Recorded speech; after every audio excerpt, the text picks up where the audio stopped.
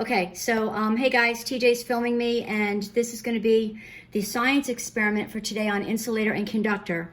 Now, this is a template that I pushed to you guys on Google Classroom. There's also the form on Power School Learning that you have to fill out when you do your experiment at home.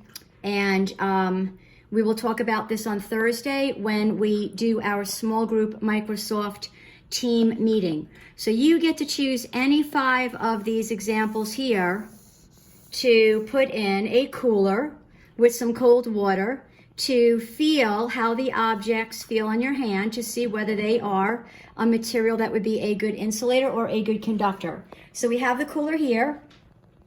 See my ice cubes? It's kind of chilly. And I'm going to start taking some items out in here, and I'm going to just think about how they feel on my hand. So here I have a rubber spatula, and feels pretty good. I would say that that's an insulator. It doesn't feel very cold. This is a wooden spoon. So it feels a little bit cooler than the spatula. So rubber and wood, and I have plastic. Rubber, wood, and plastic. Okay, and the other spoon I have is metal. Okay, so I've got metal, rubber, wood, and plastic. So out of these 3, the metal feels the coldest because it's a good conductor. It's going to move the heat from my hand really fast to the spoon. This one, not so much. This one, not so much. This one, not so much. Okay, so moving on, this is a piece of plastic, not too cold. Plastic is a good insulator, keeping the heat in my hand. Okay, plastic, good insulator.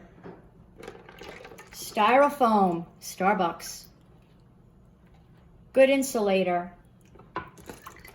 Ceramic, a mug, good insulator, not too cold. Piece of wood, good insulator, not too cold.